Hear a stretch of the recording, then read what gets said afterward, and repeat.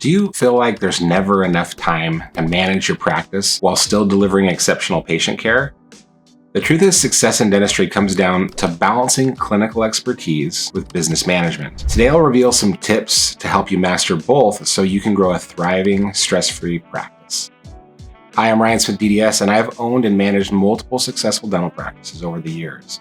I've learned that the key to success isn't just being a great clinician, it's about combining that skill with strong business practices. The first tip is set weekly management hours that are equally as critical as your clinical hours. The first step is to block out dedicated management hours every week. Treat these hours as sacred, just as important as your clinical schedule. During this time, focus on tasks like reviewing KPIs, planning marketing campaigns, and addressing staff concerns. Management doesn't just happen, it requires intention and consistency. Now, you need to schedule your management time during a period that is least likely to be interrupted. Avoid trying to do this during lunch or after hours. It needs to be a time you can commit to fully. Make this time a part of your weekly routine and ensure your team knows these hours are non-negotiable. Without this dedicated management time, you will always be reacting to problems, may keep your practice afloat, but it won't help you grow or improve.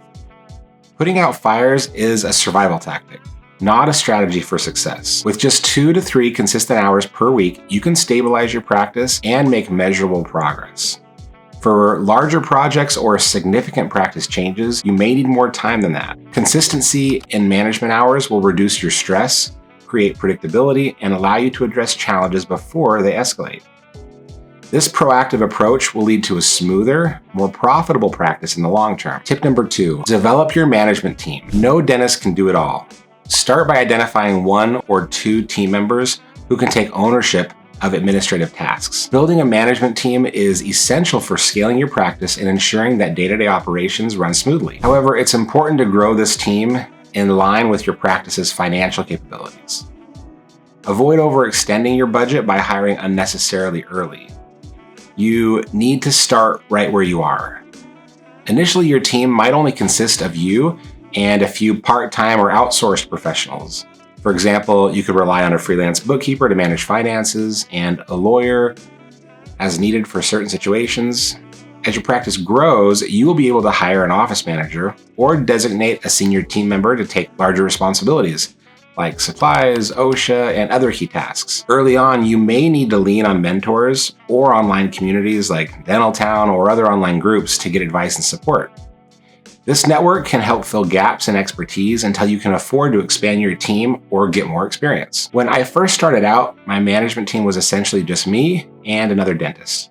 I leaned on friends and mentors to guide me in areas I wasn't confident in. Over time, I was able to bring in an office manager and other key team members to handle tasks that were consuming too much of my time. A strong management team not only supports you in your growth, but also provides you with the freedom to focus on high-level decisions in patient care.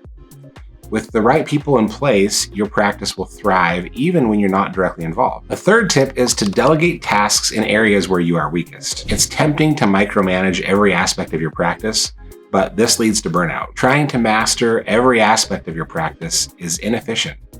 Instead, focus on areas where you excel and delegate tasks where you lack expertise. For example, most dentists could probably figure out the bookkeeping aspect of their practice, but most dentists shouldn't. Similarly, while you might understand SEO and marketing, it's unlikely that you have the time or energy to do this consistently and effectively. If you have the time and energy to learn and execute these tasks consistently, then go for it. However, be honest with yourself. If consistency is a challenge, delegation is critical. You should also consider your likes and dislikes. Tasks you dislike should go on your delegation list because if you don't enjoy something, you're less likely to stick with it. In business, consistency always wins. So recognizing this early is key to success. Most dentists I know are easily distracted and often chase the newest or shiniest solutions. They tend to overestimate their available time and energy, taking on too much.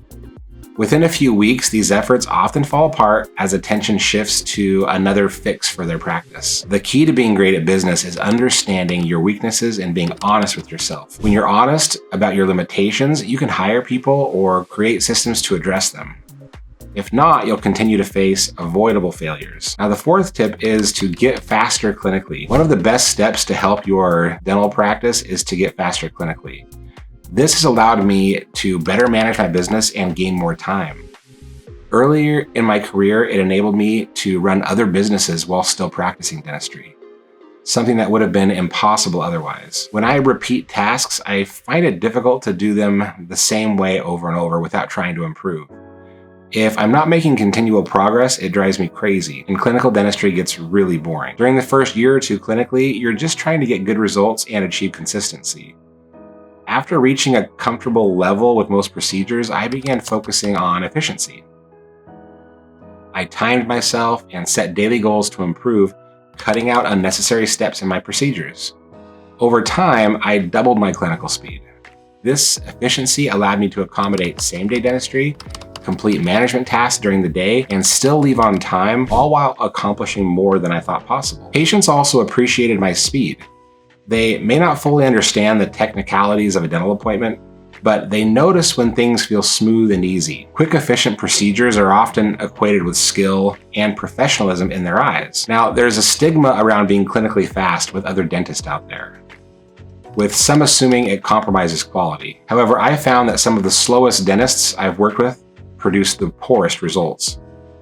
Speed and quality can coexist with the right systems and techniques. If you're struggling to complete your daily tasks, you should focus on becoming faster clinically. Efficiency will free up time for management and help you feel more in control of your practice. Now, the fifth tip is to stay focused on one goal or objective at a time. As a dentist, you only have so much time per week to accomplish business management tasks.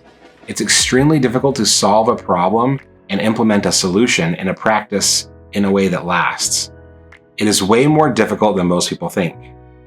For this reason, you should never be trying to solve more than one problem and accomplish more than one objective at a time.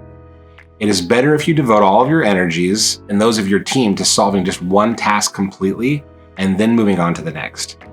Anything more than that will slow your progress and frustrate your team. Trust me on this and be reasonable with your expectations and just try to solve one thing at a time, but solve it well. Now, to recap, here's the secret to balancing clinical and business skills. Set weekly management hours to stay on top of your practice. Build a strong management team to support your growth. Delegate tasks strategically, especially in areas where you're the weakest. Improve clinical efficiency by becoming at least 20% faster.